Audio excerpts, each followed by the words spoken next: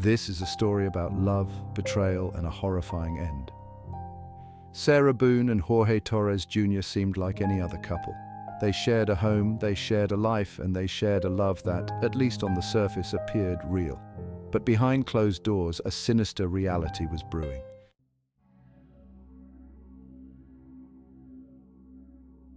The events leading up to Torres's death paint a disturbing picture. Boone and Torres, fueled by alcohol, engaged in a game that turned deadly. Boone claimed they found humor in Torres's ability to fit inside the suitcase. However, what started as a game quickly escalated.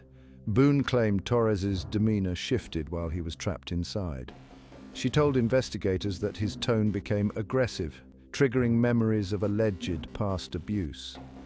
Fearful for her safety, Boone made a chilling decision. Instead of helping her boyfriend, she zipped the suitcase shut, leaving him to suffocate. What's even more disturbing is that Boone recorded Torres's final moments.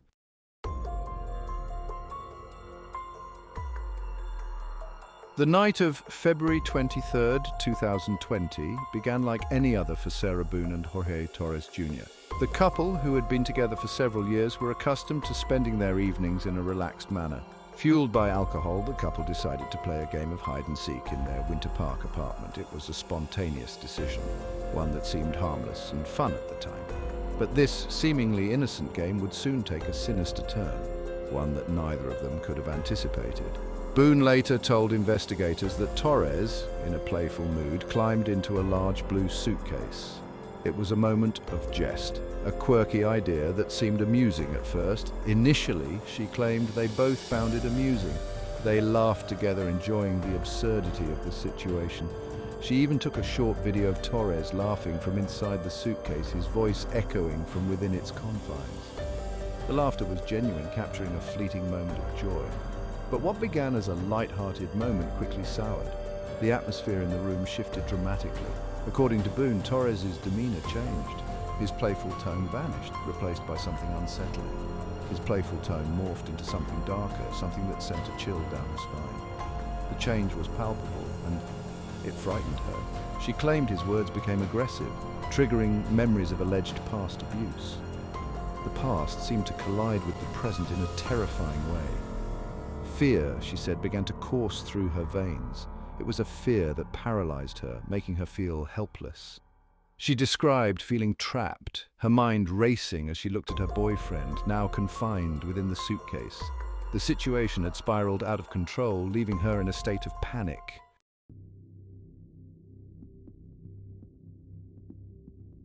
Panicked and desperate, Boone made a decision that would seal Torres's fate.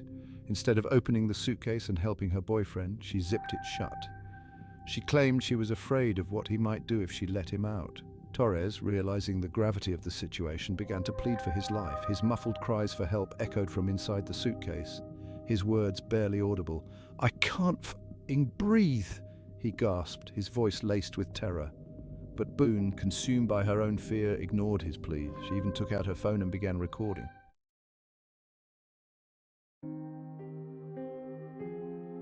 "That's on you," Boone can be heard saying in the video, her words dripping with disdain. "Oh, that's what I feel like when you choke me."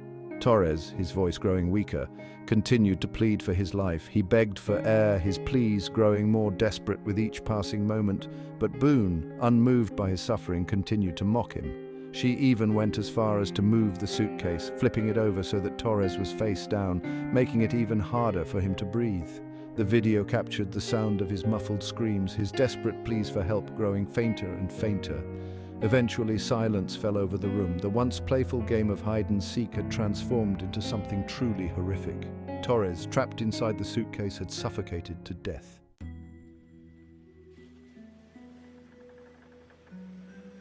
Imagine the sheer terror. Jorge Torres, trapped inside a cramped, airless suitcase. The darkness is suffocating, the air thick and heavy. He realizes the gravity of his situation. This is no longer a game. He pushes against the walls of his confinement, his breath growing shallow. Panic sets in. He cries out, his voice muffled by the suitcase's fabric. "Let me out, I can't breathe." His words fall on deaf ears. Sarah, instead of helping, stands outside, her phone in hand, recording his torment. The red light blinks, a silent witness to the horror unfolding.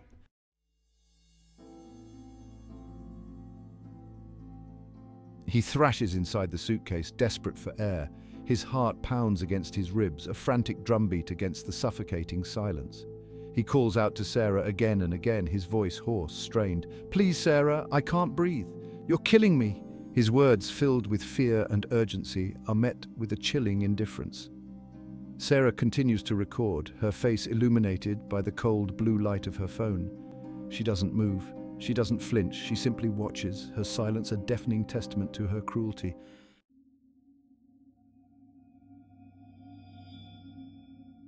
Section 3. Sarah's chilling actions, taunting and abuse.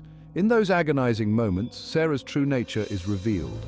Her actions are not those of a frightened girlfriend, but of someone cold and calculating. She taunts Jorge, her words dripping with malice. "You think this is funny?" she sneers. This is what it feels like to suffocate. As if fueled by his desperation, she grows bolder. She kicks the suitcase, sending a jolt of fear through Jorge's body.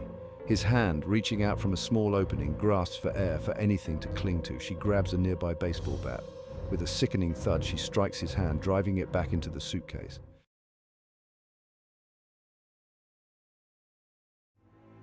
Section 4. The silence that followed.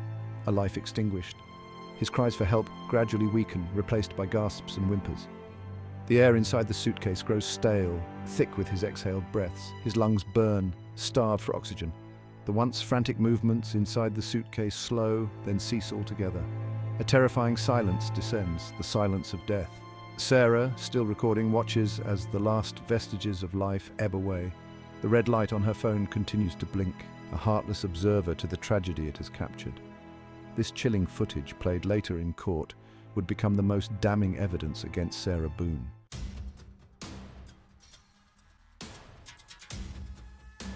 Section 1. A story of abuse, Sarah's claims of self-defense. In a desperate attempt to explain her actions, Sarah Boone claimed self-defense, stating that she had no other choice. She painted a vivid picture of a tumultuous relationship, fraught with constant fear and relentless abuse. She told the court that Jorge Torres Jr. had a long history of violence, portraying him as the relentless aggressor in their relationship. She recounted numerous instances of alleged physical abuse, claiming that Torres had choked her on multiple occasions in the past. The intense fear she felt that night, she argued, stemmed directly from those past traumatic experiences. She claimed she zipped him in the suitcase because she was genuinely afraid for her life, believing that he would harm her if she didn't take drastic measures. Boone's defense team argued fervently that her actions were not those of a cold-blooded killer, but of a terrified woman pushed to the very brink of her sanity.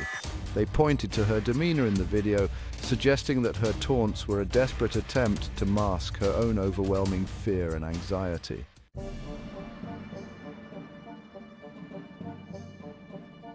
Section 2. Shifting narratives, inconsistencies in Boone's testimony.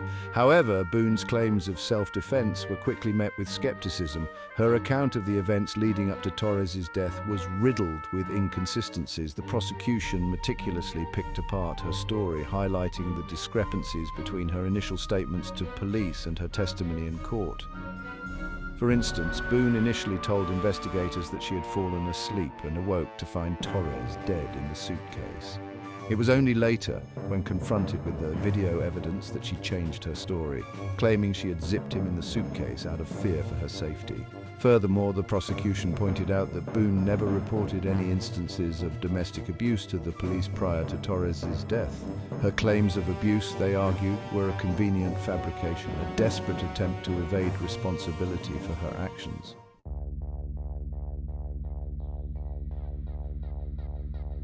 Section 3. A calculated defense, the prosecution's perspective. The prosecution painted a very different picture of Sarah Boone. They argued that she was not a victim but a perpetrator, a woman capable of cold-blooded murder. They argued that her actions were not those of someone acting in self-defense, but of someone who derived pleasure from the suffering of another. They pointed to her demeanor in the video, her lack of remorse, and her callous disregard for Torres's pleas for help. The prosecution argued that her actions were premeditated, that she had ample opportunity to help Torres but chose not to. The prosecution also presented evidence that contradicted Boone's claims of abuse. They called witnesses who testified that they had never seen any signs of physical violence between Boone and Torres. They also pointed to the lack of any police reports or medical records to support Boone's claims.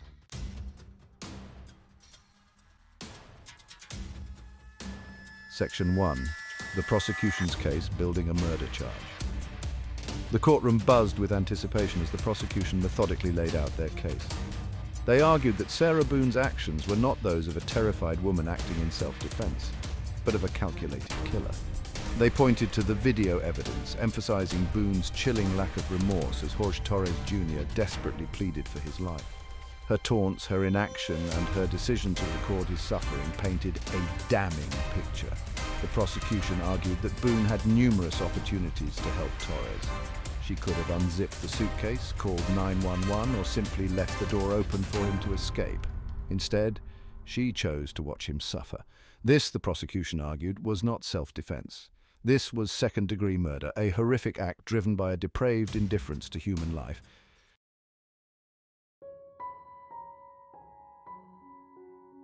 Section 2. Witnesses for the prosecution, unraveling the defense. The prosecution called upon a string of witnesses to dismantle Boone's claims of self-defense and past abuse. Friends, family members, and acquaintances of the couple took the stand, offering their perspectives on the dynamics of their relationship. None of the witnesses corroborated Boone's claims of physical abuse. They testified to seeing the couple argue, as most couples do, but never witnessed any physical violence from Torres towards Boone. Medical professionals who had treated both Boone and Torres in the past also testified. Their records revealed no history of domestic violence injuries reported by Boone. This directly contradicted her claims of repeated physical abuse. The prosecution meticulously chipped away at the defense's narrative, casting doubt on Boone's credibility and exposing the inconsistencies in her story.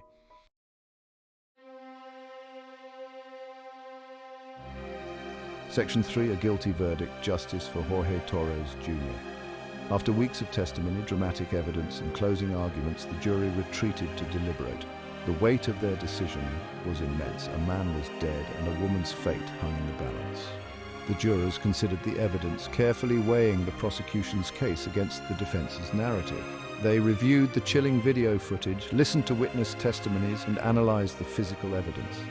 After days of deliberation, the jury reached a verdict. Guilty, Sarah Boone was found guilty of second-degree murder. The courtroom erupted in a mix of gasps and hushed whispers as the verdict was read aloud. Justice, it seemed, had been served. But the question lingered. How could a seemingly ordinary game of hide-and-seek escalate into such a horrific act of violence?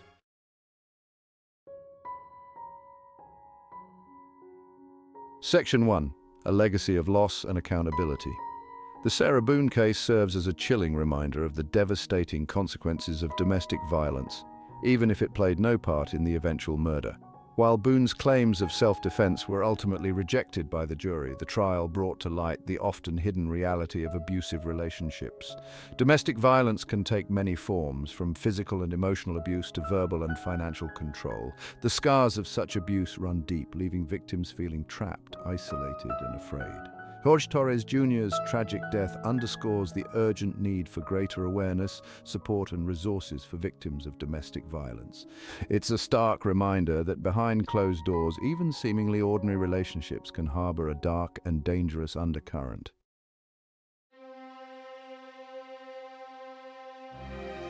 Section 2. Seeking justice, seeking answers.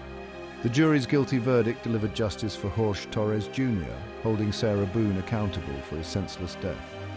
The courtroom was filled with a mix of relief and sorrow as the verdict was read. However, the trial left many questions unanswered, lingering in the minds of those who followed the case closely. What drove Boone to commit such a horrific act? Was it a moment of madness or a premeditated plan? Was it fear, anger, or a chilling combination of both? The emotions behind her actions remain a mystery. How could a seemingly playful game escalate into such a brutal end? The transition from love to violence was both sudden and shocking. While we may never fully understand the motivations behind Boone's actions, her trial serves as a stark reminder of the fragility of life and the devastating consequences of violence. The impact on the families involved is immeasurable. The case sparked outrage and disbelief across the nation, with many calling for justice and answers. People struggled to comprehend the callous disregard for human life displayed by Boone. The emotional toll was evident in the courtroom. The video evidence in particular left an indelible mark on those who watched it, a chilling testament to the dark side of human nature. It was a stark reminder of how quickly things can turn tragic. In the end, the Sarah Boone case is a story of love gone tragically wrong, a story of jealousy, rage, and ultimately murder. It is a cautionary tale for all. It is a case that will linger in the minds of those who followed it, a stark reminder of the darkness that can lurk beneath the surface of seemingly ordinary lives. The echoes of this tragedy will be felt for years to come.